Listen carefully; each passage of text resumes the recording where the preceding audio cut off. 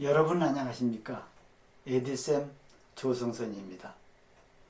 지난 제2강에서는 빅데이터와 인공지능의 시대에 미래를 바라보는 식견이라는 주제로 스템 교육에서 창의력 교육의 중요성을 설명하셨습니다.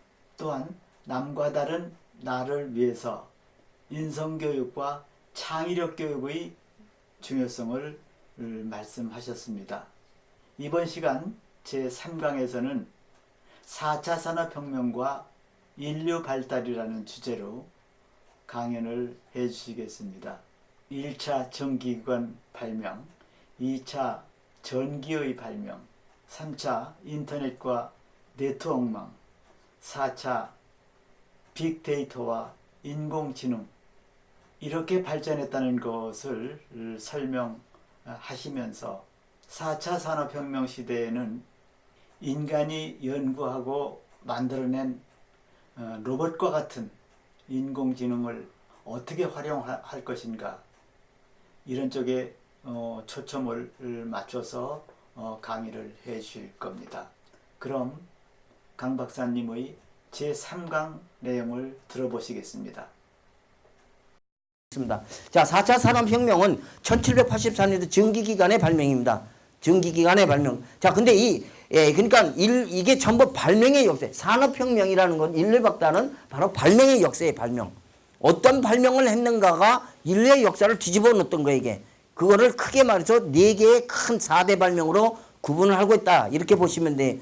바로 전기기관이라는 건 이때 왁슨이 그걸 만들었지만 사실은 그 1784년 전 300년 전서부터 전기기기라는 기본 틀이 부분적으로 발전해 왔던 거예요, 이게. 이게 300년 동안 쭉 했던 것을 왁트가 그걸 완성시킨 것 뿐이에요. 그러면서 혁명이 일어나죠, 이때. 전기기관 혁명이면서 이 당시에도 산업혁명, 그게 이게 문해부흥이라고도 얘기하고 1차 산업 영국의 산업혁명이라고 얘기하는 겁니다. 교과서에 영국의 산업혁명 그러면서 왜 산업혁명이 전기기관이 어떻게 샜다는 스토리는 하나도 없어요. 이게 우리의 과거의 교육입니다. 외국은요, 이런 스토리텔링에 대한 얘기부터 해요. 교육할 때. 그러니까 시험을 보지 않고 애들이 뭐예요? 이해를 하게 하면, understand이죠. 선생님, 나 그건데, 그 재미는 있는데, 그 다음은 재미없어. 그러면 그걸 재밌게 풀어주는 거. 이게 바로 티칭의 역할입니다. 그래서 어떤 의미에서는 티칭이라는 게 아니라 멘토라고 얘기하는 게 정확해요. 그래서 이미 1973년도에 미국에서 멘토링 학습법이라고 해서 그걸 주장했던 게 세계화됐던 겁니다. 그게 멘토링 학습법이 그때 만들어진 겁니다. 자, 이때 이걸 하면서 영국의 경공업계라는 게 완전 면직공업이 기계에 있던 것이 완전히 전기기관으로 다 바뀝니다. 이러면서 일대 혁명이죠. 이게 동인도 회사 300년대의 역사가 이때 만들어지는 겁니다. 그러다가 몇 년 뒤에 바로 전기에 생활합니다. 전기는요, 기원전 350년 전에 정전기, 그게 바로 전기의 시작이에요, 정전기. 기원전 350년에 이미 전전기는 다 알았잖아요, 철학자들은. 근데 그거를 실질적인 상품으로 생산 라인으로 만들지 못했던 것이 바로 그 이후에 바로 1870년대에 전기라는 걸 대량 생산체로 만들어낸 것이죠, 이게. 이때서부터 이제 전기 에너지 혁명이라고 합니다. 그래서 2차 산업을 에너지 혁명이라고도 얘기합니다. 이때부터 세상이 완전히 바뀌는 거예요. 자, 이때 또 하나 바뀌는 게 있는데 1784년도에 바로 왁튼이 전기기관에 하면서 인쇄업이 과거에 있던 인쇄업이 아니라 이제는 대량 생산 인쇄업이 많은데 이때서부터 교육이 일반화되기 시작한 겁니다. 기록을 필서로 썼던 책들을 대량 생산으로 찍어내기 시작했던 거예요. 그러니까 목판 인쇄가 과거에 있었지만 기계 인쇄라는 건 이때 발달한 거예요, 사실은. 그러면서 인류의 역사가 확 바뀌고 교육의 역사가 싹 바뀌는 거죠, 이때가. 이때 어떻게 보면 그때서부터 나폴레옹이 뭐 이런 것도 체계화시켰다고 볼 수 있을 거예요. 그 이후에 3차 산업혁명은 바로 러시아하고 미국이 전쟁통에 있을 적에 미국의 정보망이 빨리빨리 했는데 러시아도 자꾸 세는 거예요. 그래서 이것을 신속 정확하게 하자 해서 만든 게 바로 네트워크망입니다. 네트워크. 이게 나사에서 이제 군사정보망으로 만든 것이에요. 이것이 이때는 시대가 이미 바뀌었기 때문에 바로 몇 년, 2, 3년 뒤에 그걸 일반적으로 보급했던 것. 그게 지금은 뭐예요?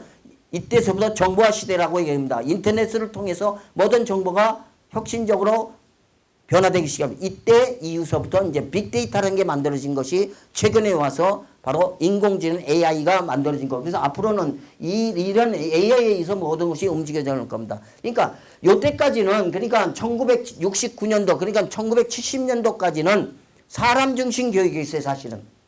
그러니까 딸딸딸 기본 데이터를 암기하는 게 최고였어요.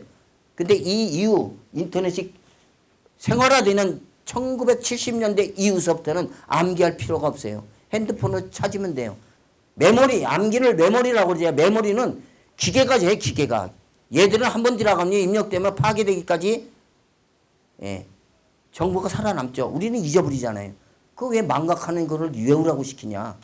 관리하게끔만 가르쳐라. 네이버에 뭐가 있고 다음에 뭐가 있고 구글에서 어떻게 찾고 이 방법. 저는 그것만 가르칩니다. 그것만. 그러면서 새로운 걸 만들어가는 거죠. 바로 이 빅데이터가 모든 일자리를 앞으로 95%를 얘네들이 다 가져갈 겁니다. 그리고 우리는 5%만이 인간이 가지고 가는데 그 5%도 그냥 하면 안 돼요. 5%도 살아가려면 인성교육, 감성교육이 없으면은 5%도 얘들한테 다 뺏깁니다. 그럼 얘들이 뭐예요? 얘들 왜 만들었어요? 인간이 편리하기 위해서 만든 기계가 로봇이단 말이에요. 인공지능. 근데 거꾸로 얘들 때문에 우리가 당하고 있어요. 그게 지금 우리가 살고 있는 시대입니다. 그래서 이게 인터넷망으로서 우리 인간은 하나만 가지고 있는데 얘들은 말이죠. 인터넷망을 돌아가면서 블루투스라는 인터넷망을 통해 갖고 자기가 필요하다면 수개 또는 수십 개의 정보를 네탈 동시에 검색을 해 인터넷 통해서. 이게 사람이 얘들을 이길 방법이 있어요. 앞으로. 어떻게 쟤들하고 짝짝꿍을 할 건가를 생각해야 돼. 네. 걔들은 불명한 것은 기계는 기계니까요. 그래서 얘네들 그리고 이 정보가 지금 인터넷망은 오픈 소스라고 해서 다 공개되고 전부 다 공짜예요. 공짜. 예. 그래서 여기서 관찰하고 분석하는 것 이것이 이제 미래의 방향이고 그래서 이것을 수집 분석하는 얘들은 이걸 못 쫓아가니까 우리 인간은 이것을 어떻게 관리할 건가는 이 관리에서 바로 감성교육이라는 걸 통해서 우리가 하는 겁니다. 그런데 이 시장이 또 뺏기고 있어요. 지금 이미 뺏기고 있습니다. 얘가 지금 피아노를 치는 로봇입니다.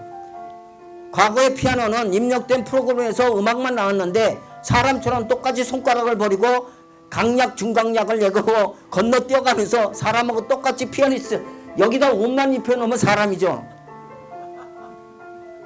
이게 사람의 감성 연영이거든요. 근데 얘들이 이미 하고 있어요. 이게 우리가 살고 있는 시대예요. 그것뿐만 아니라 요리사도 지금 로봇이 되고 있고 뭐 이게 뭐 기가 막힌 세상입니다. 엄청난 빠른 속도로 이렇게 반응해요. 그래서 우리 인간의 일자리 최고라는 이런 일자리는 이미 인공지능이 빼앗아 가고 있습니다. 이미. 근데 우리는 전부 뭘 대라고 가르쳐요? 요거 대라고 가르쳐요. 이거 지금 일자리 다 뺏기고 있어요. 왜 뺏기느냐? 지금 30% 라이센스 오버 발급입니다. 면허증 오버 발급이에요, 지금. 변호사증 땄다고 그래서 지금 판검사 했다가 나와가지고 변호사 제대로 오픈 못하면요, 지금 못합니다, 지금. 30%가 변호사 면허증 하나도 못 쓰고 있어요, 지금. 의사도요, 과거처럼 막 이렇게 하는데 의사 틀려요. 지금 전부 기계를 사용하는 의사가 돼야 돼요, 기계. 얘 기계 치는 의사 일도 못해요, 지금. 뿐만 아니라 교수, 교사, 지금 이미 질 왁트나라고 해서 지금 미국에서는 컴퓨터가 로봇이 아이들을 가르치고 있습니다. 살고 있는 시대고 미국에 지금 변화되고 있는 겁니다. 우리는 이건 너무 모르고 깜깜절벽에 살고 있어요. 그래서 우리 조상들이 얘기했던 거 틀림없어요. 운문한 개구리라고 한 거 우리를 두고 한 것 같아요. 우리는. 모든 것을 오픈하지 않으면 안 됩니다. 이제 인간은 그러면 이게 다 뺏기면 인간은 뭐냐? 아주 하찮은 이런 직업들이 인간이 찾아가요. 인간이. 이게 이제 멀리 보는 뭐 몇십 년 뒤에 그런 세계가 아니에요. 지금 현실에 지금 우리가 살고 있는 현실이 이렇게 진행해요. 그래서 문제는 암기는 얘들이 하기 때문에 암기하는 게 아니라 이해를 하게 되고 뭘 가르쳐야 되냐? 협동, 협력하는 것. 이걸 가르쳐야 됩니다. 그러니까 인간끼리 협력하지 않으면 그 기계하고 싸워서 이길 방법이 없어요.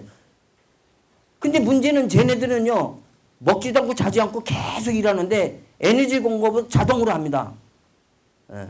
쟤네들은요, 만든 그 스틸이 1제곱센치 평방미터, 1cm, 1cm 그 속에 그 쇠가 어떤 철이냐, 1제곱 평방미터 1톤이 눌러도 부러지지 않는 철로 만들어 놨습니다. 이게 걔들은 뭐 죽지도 않죠. 그건 파괴도 안 돼요, 이게. 그런데다가 지금 이제 딥러닝 한다고 그러죠, 딥러닝. 스스로 소프트 프로그램이 고장나면 자기가 판단을 해요. 그래갖고 소프트 프로그램을 지가 손가락으로 바꿔요, 다. 지금 현재가 그렇다는 거예요, 현재가. 그게 바로 소피아 사건이에요, 그게.